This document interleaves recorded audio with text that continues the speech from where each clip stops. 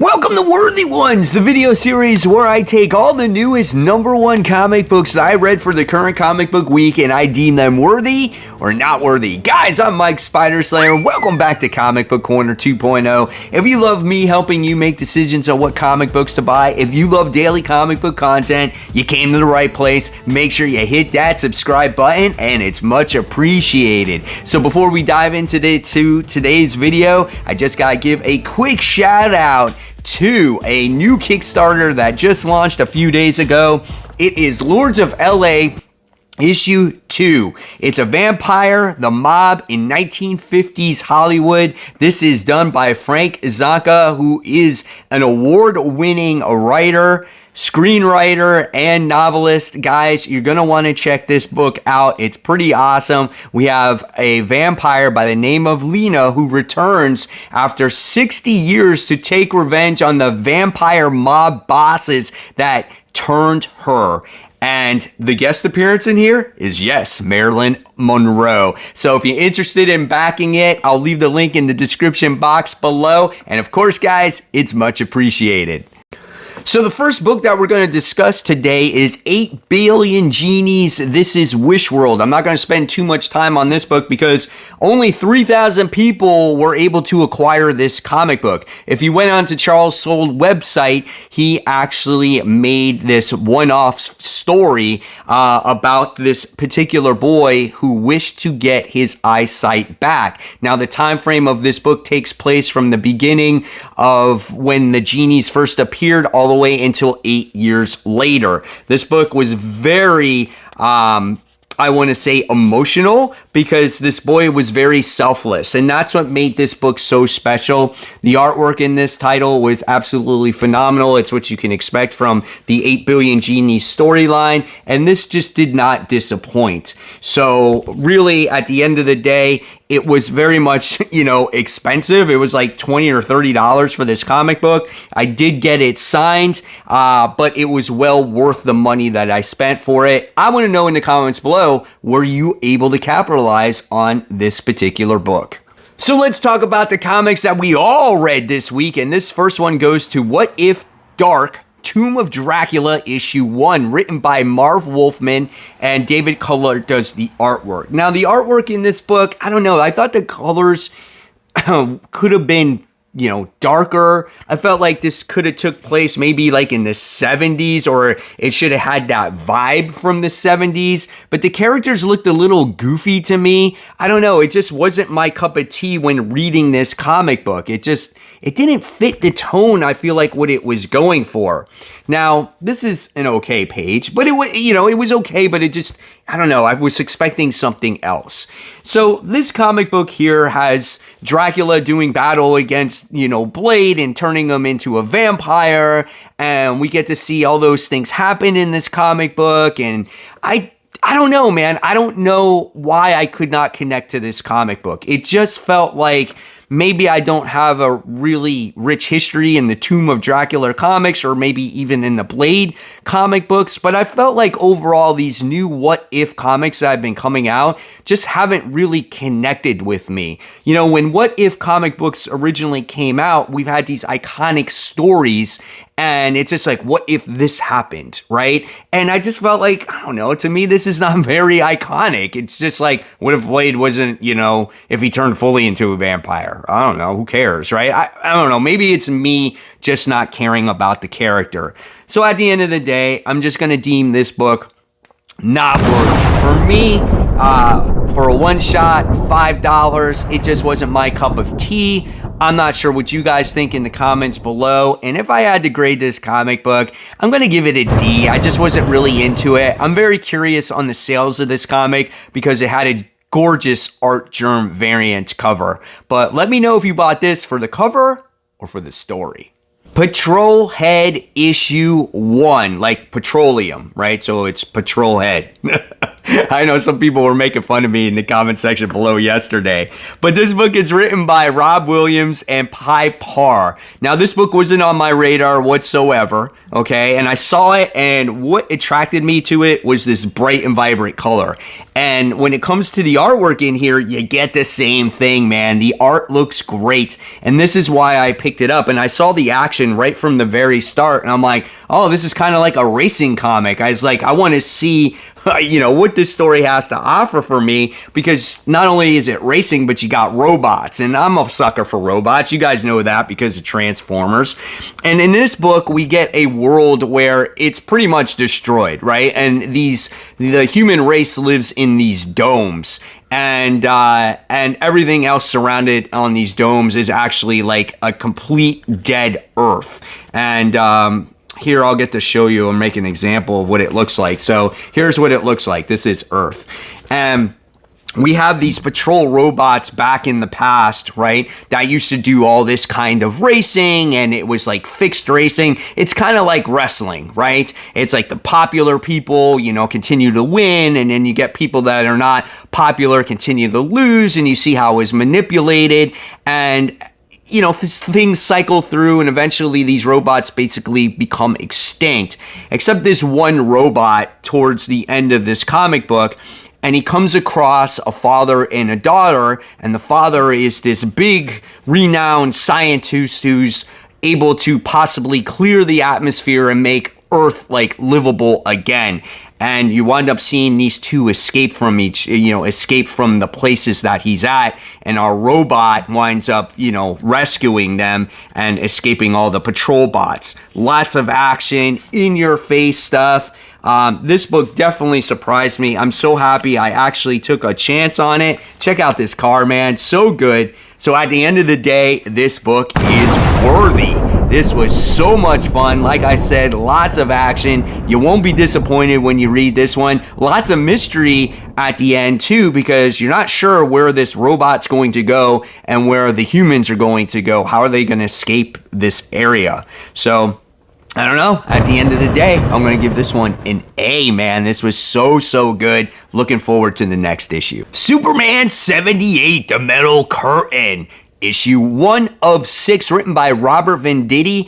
I'm a fan of his writing. He did write Green Lantern. He wrote X-O Man of War. So I was like, all right, why not check this one out? I'm not sure about the first volume of Superman 78, if he wrote that one, and I'm sorry I missed it if he did. The artwork was pretty good in this comic book. You could tell it kind of takes place in maybe a simpler time, like in the 70s, of course. You can appreciate the colors in this comic book. Obviously, this is Kryptonite, and this guy comes across the Kryptonite in the beginning of the issue. I love the simplicity of the art. It actually works really well, and the facial expressions are really good in this comic as well. But the thing that I had a problem was the lack of dialogue in this comic book. Probably about half or almost maybe 3/4, there wasn't very much discussion going on. And before you know it, you're pretty much at the end of this comic with Perry White discussing with Clark and Lois, what makes a good story, what doesn't make a good story. And I was like, okay, we're wasting a lot of this, what's very little left in this comic about discussing about chasing a story or not chasing a story. I get that's an integral part for these characters, but I was kind of left a little bit underwhelmed. And this story definitely, is surrounded by the Russians, because they wind up finding the kryptonite that was, in the Soviet Union or whatnot, and they want to take down Superman with it. And with that, you wind up getting introduced to a particular character. You might be able to figure it out. You might not. I'll let you read it to find out for yourselves. But it was cool, and it made me want to continue to read more. So I'm going to deem this book worthy. It was very, picture heavy in the beginning, and I flew through this book in about 5 minutes, but it did leave me intrigued, wanting to read the second issue. So I'm going to grade this one a B-. Far from perfect, but at least it was good enough for a second issue. Thanos issue 1, written by Christopher Cantwell. So Thanos was away for quite a while. the Guardians of the Galaxy put him in a black hole, and we haven't seen him since. We think that he's been dead all this time until now. He makes his mysterious appearance once again. So this comic's artwork is actually pretty good. I do like the opening page here as well, and the characters looked okay at times, but at other times they just looked goofy. So for instance, we wind up getting a page here with these guys: Iron Man, Emma Frost, Blue Marvel, Reed Richards, and they just look goofy on this page. Maybe too heavy on the inks. I felt that the shadows were off. I don't know. It was like almost too dark for me. So there were some instances where the artwork was okay, and then the artwork was not that great. So when it comes to the Thanos book, though, we wind up getting this female.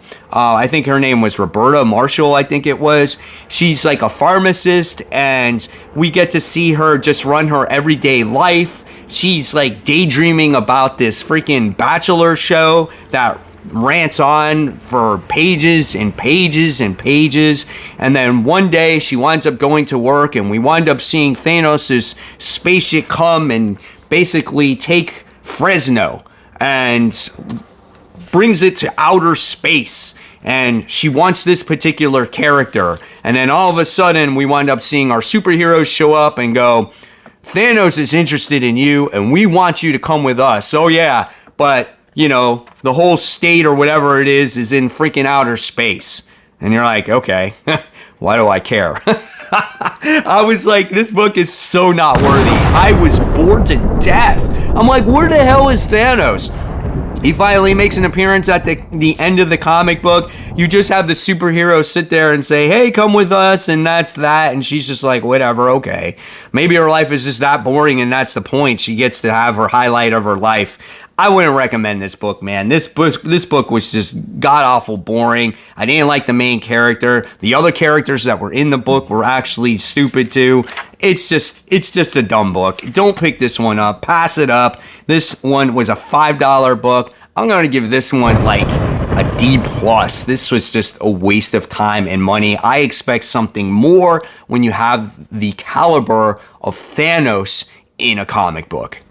The Punisher issue 1, probably the more highly anticipated comics of the week, and a lot of people are probably either going to buy this book or not buy this book because they want Frank Castle back, right? And when you read this book, this is not Frank Castle, but it is a very similar story we have seen in the past. This book is done by David Pepose, and the art is done by David Watcher. Now, the artwork in this book is really good. It's dark, it's gritty, there's lots of action scenes. We get introduced to our main character by the name of Joe Garrison, who is a former S.H.I.E.L.D. operative.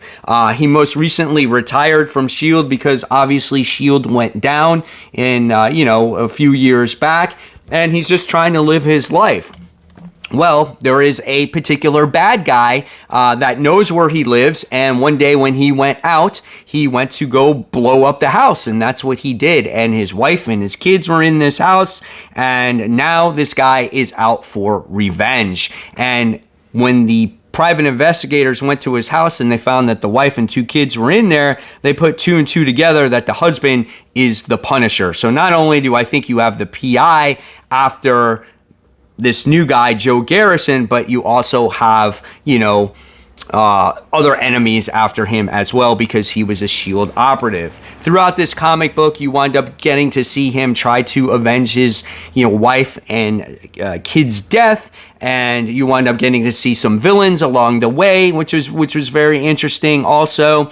And you get to see the new weapons dealer as well. So the weapons dealer in this comic is by the name of Triple A, I think that's what they call her. And instead of a battle fan, he rides a motorcycle. And even though it's not meant to be a skull on his armor and whatnot, it's like chest plates, and it's just designed that way to make it look like a skull, which I thought was kind of comical. This is more in the traditional line of Punisher, right? It's a story that's very similar, but I did find it entertaining. So I'm going to deem this book worthy. Even though it's cookie cutter, we've seen it before, I like the action. I get it's not Frank Castle, but I want to see the journey of this new character of Joe Garrison and where it goes and where it leads to. This could be just a really fun comic book to read. And whenever Frank Castle does return, he returns. Until then, we got this dude. So we'll see what happens. I liked it. I thought it was entertaining. I thought it was well written, just not very original. So I'm going to give this one a B+. Let me know in the comments below if you're reading this or not. So there you guys have it. Hopefully you enjoyed this week's episode of Worthy Ones. I want to know everything in the comments below, what you deemed worthy and not worthy this week. And of course, guys, if you love my content, I'll leave you my comic book haul. This is everything that I purchased for the entire comic book week. And as always, guys, support those local comic shops. Keep buying, keep collecting, but always remember to read your comics. Guys, I'll see you real soon. Take care.